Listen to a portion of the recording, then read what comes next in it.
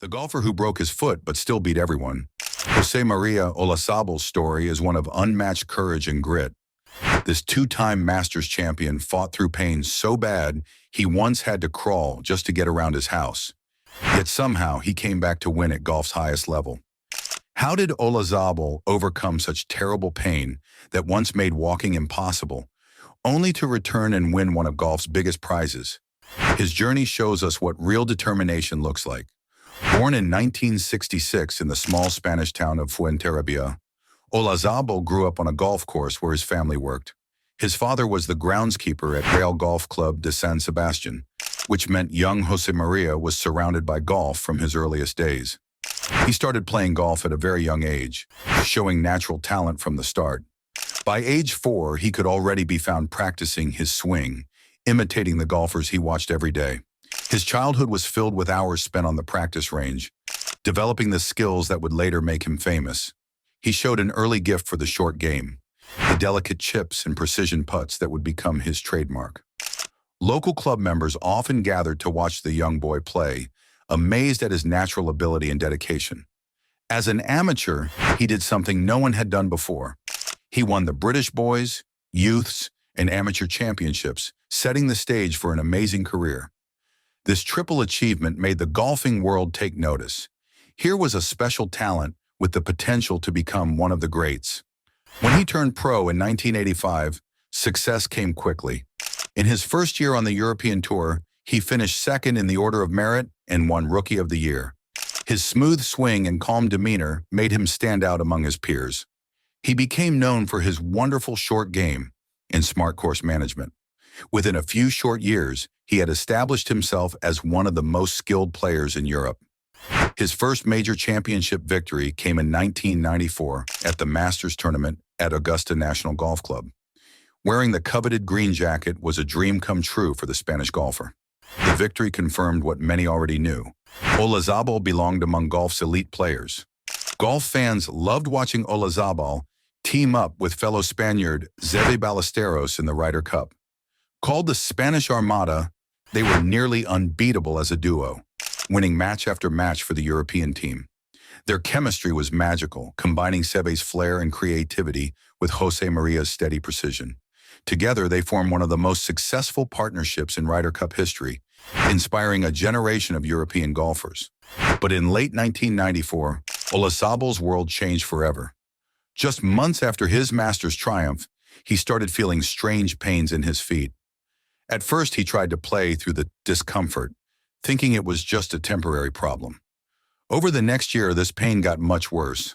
By 1996, the pain was so bad that he couldn't walk. Sometimes he had to crawl on his hands and knees just to get to the bathroom in his own home. This forced him to miss the 1996 Masters and step away from golf for 18 months. During what should have been the prime years of his career, the pain was constant and excruciating. Even the simplest movements became almost impossible. Friends who visited him were shocked to see the once athletic champion reduced to crawling across the floor. For a professional athlete used to competing at the highest level, this helplessness was perhaps even more painful than the physical symptoms. Doctors at the Mayo Clinic first thought he had rheumatoid polyarthritis, but they were wrong. For months, Olazábal underwent treatments that provided little relief, as doctors struggled to identify the true cause of his condition. The breakthrough came when a German doctor named Hans Wilhelm Müller-Wohlfahrt found the real problem. It wasn't his feet at all, it was his back. Olazábal had a hernia between the 5th lumbar and 1st sacral spinal bones that was causing the foot pain. This discovery was life-changing. With the right diagnosis, Olazábal received proper treatment, including injections. His recovery was nothing short of amazing. Day by day, he regained his ability to walk normally. Then came the moment when he could swing a golf club again, a simple action that most people take for granted, but one that Olazábal had feared might be lost to him forever. Looking back on this time, he admits he thought his career was over. The pain was so bad, and his inability to walk made him believe he'd never play golf again. "There were times when I thought I would not be able to compete again," he once said. "When you cannot walk, you cannot think about playing golf." But in February 1997, Olazábal made his comeback at the Dubai Desert Classic. The golf world held its breath, wondering if he could ever return to his former level of play. Shortly after, he won the Tour Masters in an emotional victory that showed the golf world his fighting spirit. This comeback is still celebrated as one of the most incredible in golf history. The sight of Olazábal lifting the trophy, tears in his eyes, remains one of golf's most moving moments. Watching legends like Olazábal battle through pain and still perform at their best is why you need a streaming service like Fubo. With Fubo, you never miss a moment of live sports, from golf majors to the latest games. Stream all your favorites without interruption. Even with his successful comeback, Olazábal's health problems weren't over. Back issues continued to plague him throughout his career. In 2015, his back problems returned so severely that he again struggled with daily activities. In 2016, arthritis forced him to miss the Masters, the tournament he loved more than any other. Even as recently as the 2024 Masters, when Olazábal was 58 years old, his playing partner noticed his back seized up during the back nine of the final round. Pain visibly shot through his body with each swing. Yet showing his trademark grit, Olazábal finished his round without a single complaint. This quiet courage earned him respect from players half his age. Beyond his health challenges, Olazábal's fierce competitive spirit sometimes led to conflicts on the course. Early in his career, he had a run-in with referee John Paramore when his ball became deeply embedded in a bunker on a new course. When Paramore told him to play the ball as it lay, Olazábal snapped back, "Well, you play it then." This outburst earned him a fine for disrespectful conduct. A more famous rules controversy happened during the 2003 Seva Trophy in a match against Padraig Harrington. On the third green, Olazábal repaired two pitch marks that were on his putting line. Harrington questioned whether this was allowed under the rules of golf. Feeling that his honesty was being challenged, Olazábal immediately conceded the hole. Then, in a show of how deeply he felt about his integrity, he played the remaining 15 holes in complete silence.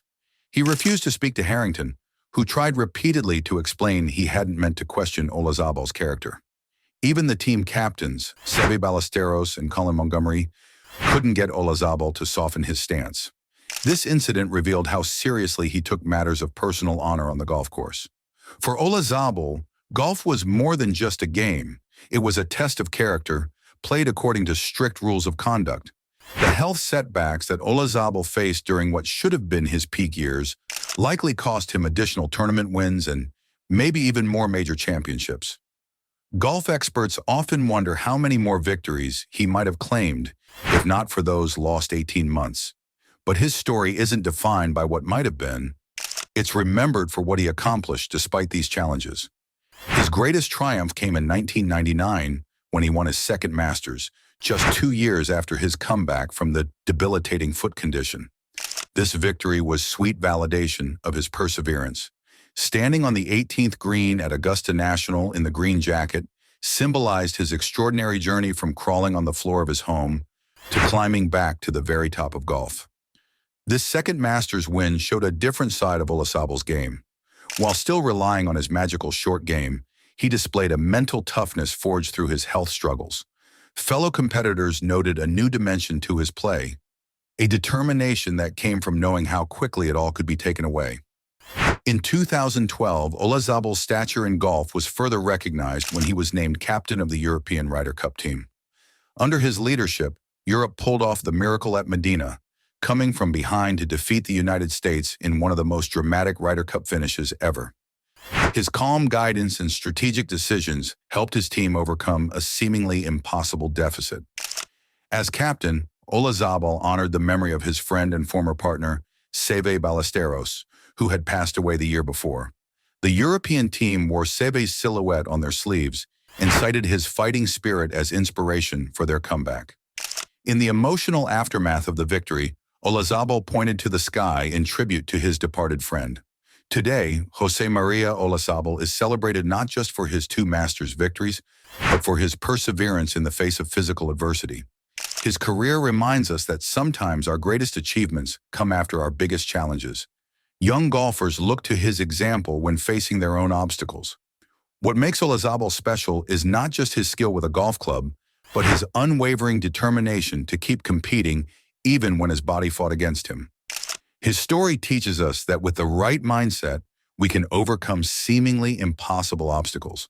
If you enjoyed this story of courage and comeback, be sure to like this video and subscribe for more amazing tales from the world of golf. Sometimes the greatest victories in sports aren't just about winning trophies. They're about the battles we fight when no one is watching.